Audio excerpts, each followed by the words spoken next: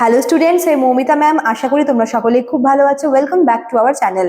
আজকে আমি তোমাদের ফোর্থ সেমিস্টার মেজর ইংলিশের পেপার 8 শুরু করব। তোমাদের পেপার 8 থেকে ফার্স্ট টপিক হচ্ছে নিও ক্লাসিজম। তো আজকে আমি এই টপিকের উপরেই কিন্তু ক্লাসটা নেব। তো দেরি না করে শুরু করে দিই আজকের সেশনটা।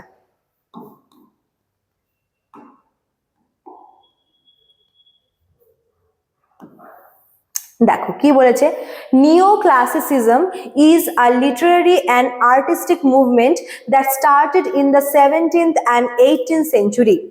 তো এই যে থিওরিটা বললাম, এটা অ্যাকচুয়ালি একটা লিটারারি মুভমেন্ট বা আর্টিস্টিক মুভমেন্ট, যেটা মেনলি 17 এবং 18 সেঞ্চুরিতে কিন্তু শুরু হয়েছিল। It was inspired by the ideas and style of ancient Greek and Roman writer. এই যে নিও ক্লাসিসিস্ট ব্যাপারটা আছে, এই মুভমেন্টটা কিন্তু নতুন হয়েছিল, বাট নতুন হলেও এখানে কিন্তু আমরা মানে ইন্সপায়ার্ড হতে দেখতে পারি কাদের থেকে? এনশিয়েন্ট গ্রিক রাইটার এবং এনশিয়েন্ট রোমান রাইটারদের লেখার থেকে কিন্তু ইন্সপায়ার্ড হয়ে এই মুভমেন্টটা শুরু হয়েছিল। The writers of this period believed in order, logic and discipline. Ancient Greek এবং এনশিয়েন্ট রোমান রাইটাররা কিন্তু লেখার মধ্যে লজিক, রিজন, অর্ডার, ডিসিপ্লিন এগুলোকে মেনটেন করতো, বা এগুলো যে থাকা দরকার সেটা তারা বিশ্বাস করতো। মাঝখানে কিন্তু এই ব্যাপারটা চলে গিয়েছিল, বাট যখন এই 17-18 সেঞ্চুরিতে যখন এই থিওরিটা আবার হচ্ছে মানে সে সময় রাইটাররা ভাবে যে যদি আবার সেই পুরনো রিচুয়ালটা বা পুরনো স্টাইলটাকে যদি ফিরে আনা যায় তাহলে কেমন হয়, তখনই কিন্তু এই নতুন মুভমেন্টটা স্টার্ট হয়েছিল। ঠিক আছে। Neoclassical writers focused on reason rather than emotion. তো এর আগে রোমান্টিক এজে ইমোশনের উপরে কিন্তু বেশি ফোকাস করা হয়েছিল, বাট নিও ক্লাসিক্যাল রাইটাররা ওই এনশিয়েন্ট রাইটারদের থেকে ইন্সপায়ার্ড হয়ে কিন্তু রিজনের ওপরে বা লজিকের ওপরে বেশি করে ফোকাস করতে শুরু করে। They believed that literature should teach moral lessons and improve society. তারা মনে করতে শুরু করে যে লিটারেচার শুধুমাত্র এন্টারটেনমেন্টের পারপাসে নয়, এটা হওয়া উচিত যেখান থেকে মানুষ কিছু মোরাল লেসন শিখতে পারে, যেটা সমাজের কোনো একটা ইমপ্রুভমেন্টের কাজে লাগবে, এরকম হওয়া উচিত লিটারেচার। তারা এরকম মনে করতো। They followed strict rules in writing such as proper structure, clarity and balance. তারা লেখার মধ্যেও কিন্তু একটা স্ট্রিক্ট প্যাটার্ন ফলো করতো, যে লেখা এমন হওয়া উচিত। যেরকম তারা সেখানে হচ্ছে প্রপার স্ট্রাকচার মেনটেন করতো, ক্ল্যারিটি ছিল। ঠিক আছে। Imitation was an important feature of নিও ক্লাসিসিজম। এখানে আমরা আরেকটা ফিচার দেখতে পাই, সেটা হচ্ছে কিন্তু ইমিটেশন, নকল করা, কোনো কিছু থেকে কপি করা। Writers tried to copy the style of classical authors like Homer and Virgil. দেখো হোমার, ভার্জিল, এই যে বললাম একটু আগে যে এনশিয়েন্ট গ্রিক অ্যান্ড রোমান রাইটাররা, ওদের লেখা থেকেই কিন্তু ইন্সপায়ার্ড হয়ে নিও ক্লাসিক্যাল রাইটাররা লেখা শুরু করেছিল। কাজে এই সময় আমরা ইমিটেশন ব্যাপারটা কিন্তু দেখতে পাবোই অবশ্যই, কেননা এই পিরিয়ডের রাইটাররা ওই এনশিয়েন্ট রাইটার, ক্লাসিক্যাল যে রাইটার, তাদের লেখাগুলোকে কপি করতো, তাদের লেখার স্টাইলগুলোকে কপি করতো। যার মধ্যে হোমারের নাম আছে, যার মধ্যে ভার্জিলের নাম আছে, এদের লেখাকে কিন্তু কপি করতো। ঠিক আছে। They believed that ancient works were perfect and should be followed as models. তারা এটাও মনে করতো যে এনশিয়ান্ট যে লেখাগুলো আছে সেগুলো হচ্ছে ছিল একদম পারফেক্ট, এবং সেগুলোকে কিন্তু হচ্ছে ফলো করা উচিত। ঠিক আছে। আচ্ছা, তারপর দেখো কি বলেছে, অ্যানাদার ইম্পর্টেন্ট আইডিয়া ওয়াজ ডেকোরাম। ডেকোরাম যে মানে ব্যাপারটা ছিল, এটাও কিন্তু বলতে পারো এই নিও ক্লাসিক্যাল এজের একটা ইম্পর্টেন্ট ফিচার। এটা মানে কি, it means that everything in a Literary work should be suitable and appropriate. মানে যদি মানে যে কোনো একটা লিটারারি ওয়ার্ক হোক না কেন, সেটা হতে পারে ড্রামা, সেটা হতে পারে এসে, সেটা হতে পারে নোভেল, হতে পারে পোয়েম, যে কোনো মানে যতগুলো ওয়ার্ক থাকবে, প্রত্যেকটা ওয়ার্কে যা কিছু ব্যাপারে থাকবে প্রত্যেকটা যেন সুটেবল হয়, এমন না যেন বেমানান বা বেখাপ্পা কিছু বসানো হচ্ছে, এমন যেন না হয়। যা যা ইউজ করা হবে সেই ওয়ার্কে সবটাই যেন প্রপার হয়, অ্যাপ্রোপ্রিয়েট হয় এবং সুটেবল হয়। ঠিক আছে।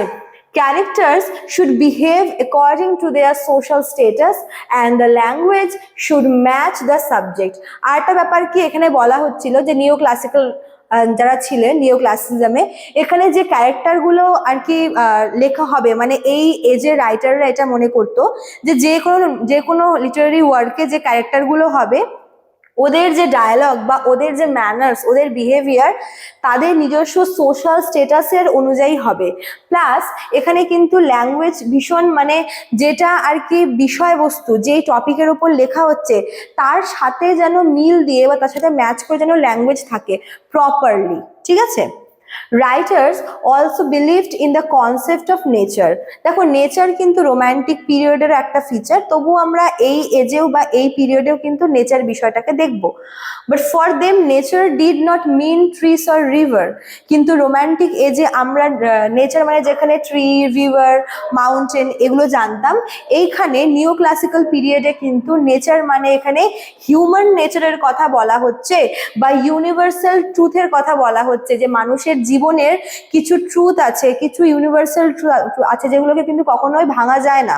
তো মানুষের human nature, human behaviour, universal truth of human life এগুলোই ছিল কিন্তু নেচারের মধ্যে পড়ছে, ঠিক আছে, যেটা সেই সময় নিও ক্লাসিক্যাল পিরিয়ডে ছিল। Satire was a popular form in this period. Satirical বা স্যাটারিক্যাল টোন এটাও কিন্তু এই সময় একটা পপুলার ফর্ম ছিল। Writers used humour and criticism to expose the faults of society. সমাজের যে ফল্টসগুলো আছে সেগুলোকে এক্সপোজ করার, সেগুলোকে রিভিল করার জন্য কিন্তু অনেক সময় স্যাটায়ার, তারপর হচ্ছে ক্রিটিসিজম, এই ব্যাপারগুলো কিন্তু রাইটাররা ইউজ করতো, ঠিক আছে। তারপর দেখো কজন রাইটারের নাম এখানে বলা হচ্ছে। Some famous neo classical writers আর জন ড্রাইডেন, তোমরা এর ব্যাপারে পড়বে, আলেকজান্ডার পোপ তোমরা পড়েছো এর ব্যাপারে, অ্যান্ড স্যামুয়েল জনসন, এরা কিন্তু ছিল নিও ক্লাসিক্যাল রাইটার, ঠিক আছে। দেয়ার works show clarity, simplicity and control. তাদের লেখাগুলোর মধ্যে কিন্তু যথেষ্ট ক্ল্যারিটি, সিম্পলিসিটি এবং কন্ট্রোল রেখেছিল, মানে ডিসিপ্লিন মেনটেন করে তারা লিখতো। Neoclassicism emphasized reason, order and rules. তো যদি আমরা ওভারঅল দেখি তাহলে কিন্তু নিও ক্লাসিসিজমে কিন্তু reason, order, rules, clarity, simplicity, discipline এই সমস্ত কিছু ম্যাটার করতো, ঠিক আছে। It valued tradition and believe that literature should guide people towards good behaviour.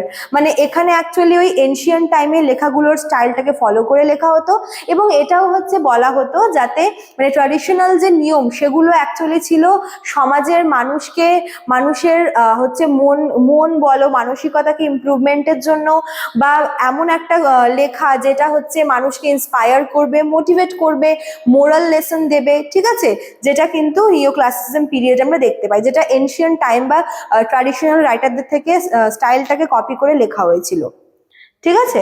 চলো, তো এই ছিল তোমাদের আজকের ক্লাসটা।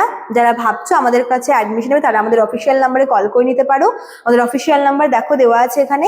এছাড়াও কিন্তু এখানে কোর্স ফিও দেওয়া রয়েছে মেজর এবং মানে দুটোর জন্যই, ঠিক আছে। আর তোমাদের ক্লাস তো চলছেই, যারা হাতে ব্যবসা তারা কিন্তু এর মধ্যে যোগাযোগটা করে নিও। তোমাদের প্রায় কিন্তু নোটস পত্র দেওয়া সব কমপ্লিট, কটা হয়তো আর বাকি আছে, তোমাদের কিন্তু খুব শীঘ্রই নোটস পত্র দেওয়াটাও কমপ্লিট হয়ে যাবে। চলো আজকে এতটুকুই থাকলো, দেখা হচ্ছে নেক্সট ক্লাসে। Thank you.